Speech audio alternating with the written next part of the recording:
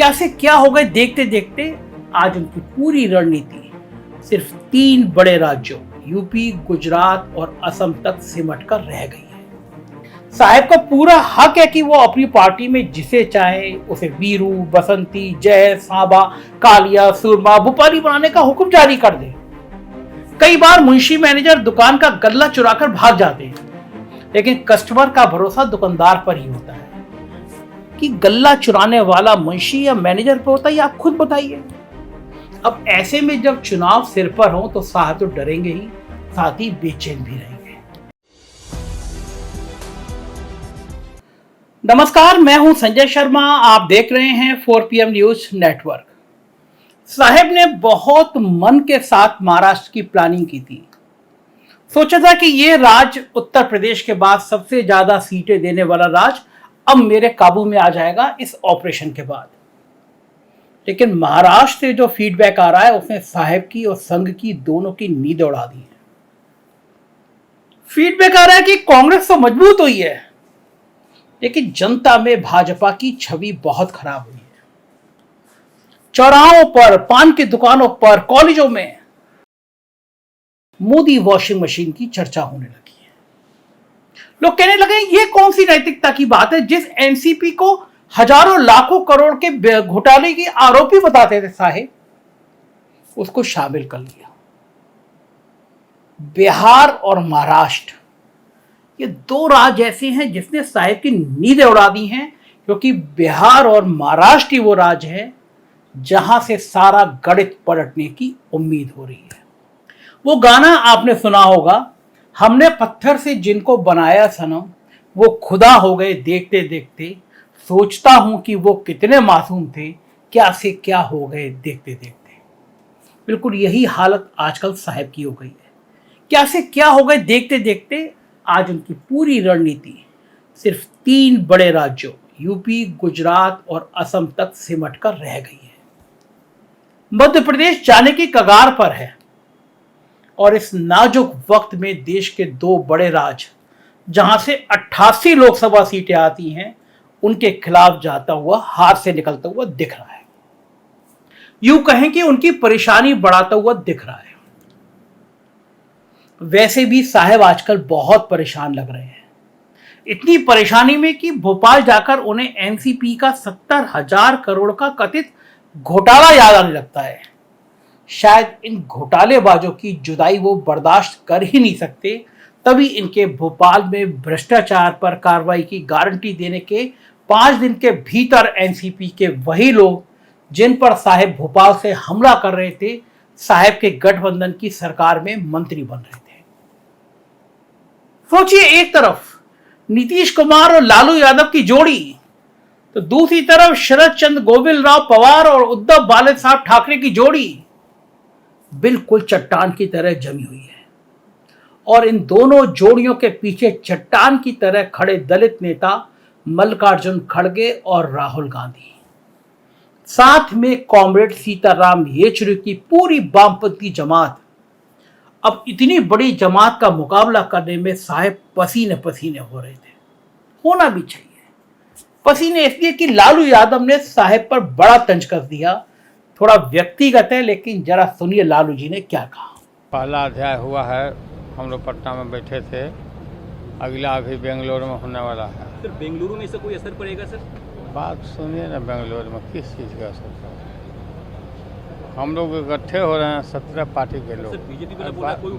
बात सुनो ना, उनका कहना है सारे की इधर उनका कहना था तो वो कहते रहे, हम जो कह रहे हैं वो कहेंगे ना, वो उनका कहना वो कहते रहे हैं, क्योंकि वो जा रहे हैं, वो नहीं चाहते हैं कि मतलब चर्चा इस पर हो, तो इनका सफाया होगा। शरद पवार जी मजबूत नेता हैं, ये भतीजा का क्या असर है? सर भतीजा कह रहा है कि आप बूढ़े हो गए, रिटायर हो जाइए। उनको कहने से रिटायर हो जाएंगे? वो बूढ़ा आदमी रिटायर होता है करके, राजनीति में रिटायर नहीं होता। बस आज चार्जशीट नहीं है, तेजस्वी को मोश पे नहीं आया था, तब का केस हम पर है, मुकदमा हम पर है। सर क्या लगता है अब केस खत्म हो रहा है और समापन भी हो रहा है। तेजस्वी को लेमनाइज करने का और सब साजिश है, ये सब कोई असर पड़ने वाला नहीं। चलिए सर 2024 में क्या लगता है सर, महागठबंधन की कितनी सीटें आएंगी तकरीबन? मतलब महागठबंधन को कम से कम 300 सीट है। 300 सीट आ जाएगा सर। सर पीएम के चेहरा कौन होंगे सर? आपने उस दिन बोला कि राहुल गांधी के बारे में कि शादी कर लीजिए, क्या वही होंगे पीएम पद के उम्मीदवार? शादी करने के बाद अलग है, पीएम बनने पीएम यो जो भी पीएम हो बिना पत्नी का नहीं रहना चाहिए। जी, जी। प्रधानमंत्री जी। कोठे में तो क्या लगता है सर राहुल गांधी जी प्रधानमंत्री बिना पत्नी के लोग जो रहते हैं प्रधानमंत्री के कोठे में, ये बहुत गलत है। जी ये ख़त्म करना चाहिए और जो भी हो वो पत्नी के साथ है। बट सर मोदी जी कहते हैं कि हम एक भी भ्रष्टाचारियों को नहीं छोड़ेंगे। उन्होंने वो भ्रष्टाचारियों के कन्वेनर है, वो भ्रष्ट लोगों का कन्वेनर है। अभी देखा ना कि जो जिसको करप्ट कहते थे उसी को मंत्री बनाए वहाँ महाराष्ट्र में। ये दुमुहा लोग हैं। अब मैंने कहा ना ये व्यक्तिगत है, लेकिन अब ये सब सुनकर साहब करे तो क्या करें। अब तो तेजस्वी भी चार्जशीट से डर नहीं रहे हैं। सीबीआई ने लगाया लेकिन डरे नहीं। ऊपर से उनके बाबूजी तंज भी कस रहे हैं। मगर सवाल ये है कि इन दोनों बड़े राज्यों महाराष्ट्र और बिहार में साहेब और उनकी पार्टी बैकफुट पर क्यों है। महाराष्ट्र में तो 105 विधायकों की कमल छाप बारात के बावजूद दूल्हा कभी उद्धव ठाकरे के घर से चुराया गया, कभी शरद पवार के घर से दूल्हा चुराया गया।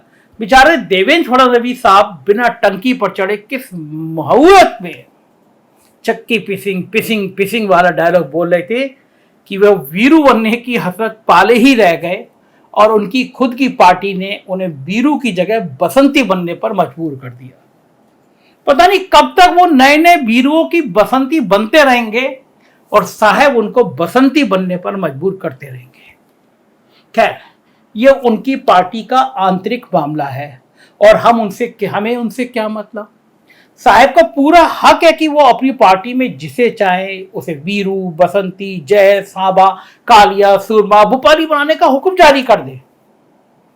हाँ, एक बात जरूर है कि खुद गब्बर बनने के चक्कर में साहब ने शरद पवार को हाथ कटा ठाकुर जरूर बना दिया है और ये हाथ कटा ठाकुर आगामी चुनावों में महाराष्ट्र में साहब की कमल छाप वॉशिंग मशीन की बिक्री बंद करवा सकता है।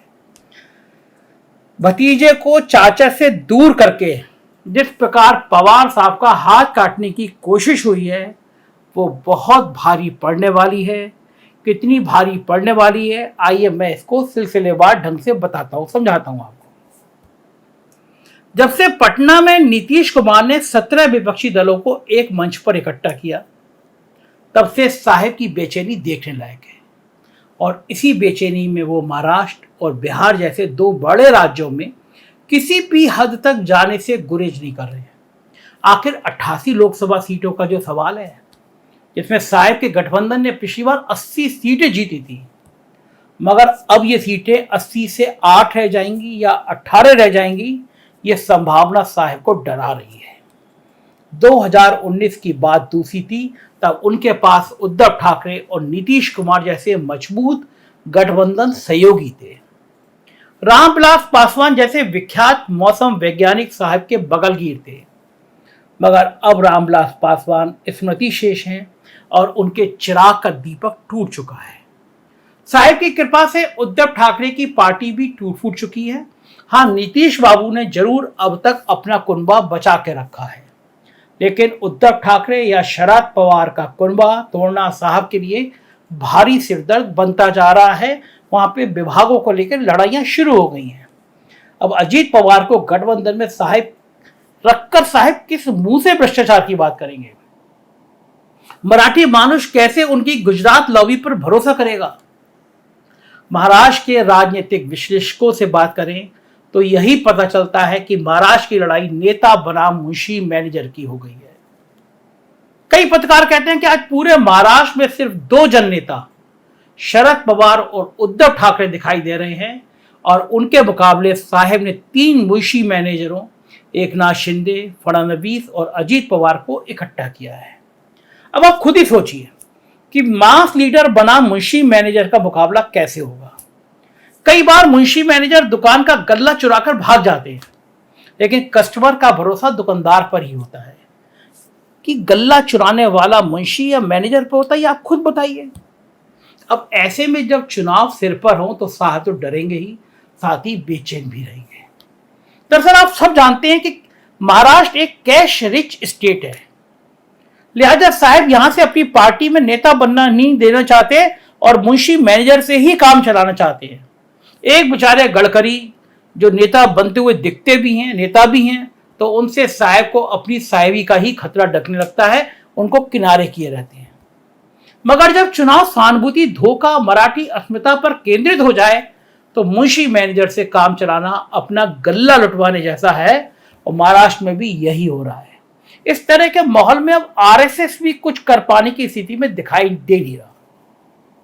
रही बात बिहार की, तो वहां की मंडल पॉलिटिक्स में वैसे भी चुनावी हिंदुत्व के लिए बेहद कम स्पेस बचता है। रही सही कसर नीतीश कुमार ने जाति जनगणना के राग को छेड़कर पूरी कर दी है। अब ऐसे में एकमात्र रास्ता ऑपरेशन लोटस का बचता है, मगर वहां के विधायकों से बात करें तो वो पैसे पर बिकने को तैयार नहीं है। साहब की पार्टी को डर यह है कि जब रूबिका लियाकत के शो में एबीपी न्यूज पर बिहार के पत्रकार ही अपना पैसा वसूलने के लिए खुद के किडनैपर बन जाने की कहानी सुनाते हैं, तो ऐसी परिस्थिति में डर यह भी है कि कहीं ना कहीं महाराष्ट्र की जगह 50 खोखे एकदम ओके के चक्कर में जिसे किसी विधायक जी के पास भेजा जाए और वहां विधायक जी पैसा भी रख ले और पैसा ले जाने वाले को भी पकड़कर उनकी दवाई करने लगे, तो क्या होगा तेलंगाना में हमने देखा था। आखिर बिहार के विधायकों के घर से 50 खोखे लेकर जाने और सुरक्षित वापस लौटने की गारंटी कौन देगा? कम से कम साय तो देंगे नहीं, लिहाजा ऑपरेशन लोटस तो होने से रहा। कुल मिलाकर स्थिति यह है कि दोनों राज्यों में ना तो भाजपा का इकबाल बचा है और ना ही गठबंधन बचा है। ना तो बिहार को साहेब के वादे के मुताबिक पैकेज मिला और ना ही महाराष्ट्र के जो प्रोजेक्ट गुजरात भेजे गए वो वापस किए गए। ऐसे में साहब कौन सा मुंह लेकर जाएंगे, ये सबसे बड़ा सवाल है। इधर राहुल गांधी ने भी मुसीबत कर रखी है। गुजरात हाई कोर्ट ने राहुल गांधी की स्टे करने से मना कर दिया, सजा बरकरार रखी और ये साहब की मुसीबत बन गया। संसद के राहुल शांत होते, लेकिन सड़क के राहुल और तूफान बनकर उभर रहे हैं। जनता में सहानुभूति पैदा हो रही है। कांग्रेस जानती है यह मुद्दा बड़ा नाजुक है। एक तरफ साहब इस छवि में घिर रहे हैं कि वो हर भ्रष्टाचारी को गले लगा रहे हैं, दूसरी तरफ तीखा तीखा सच बोलने वाले राहुल गांधी की छवि आम जनमानस में बहुत बेहतर होती जा रही है। भारतीय जनता पार्टी को साहब को डर है कि इन हालातों में अगर कांग्रेस ने मल्लिकार्जुन खड़गे को आगे कर दिया, कह दिया देश को पहला दलित प्रधानमंत्री मिलने जा रहा है, तो साहब की तो दुकान बंद हो जाएगी। जाहिर है ये सारे हालात साहब को बेचैन और परेशान कर रहे हैं। राजनीति की खबरों को जानना है तो 4 PM देखते रहिए, क्योंकि ये गोदी मीडिया ना था, ना है, ना रहेगा। हमारे राज्यों के चैनल हैं 4 PM यूपी, बिहार, गुजरात, महाराष्ट्र, कर्नाटक, उन्हें भी सब्सक्राइब करिएगा। शुक्रिया, थैंक यू।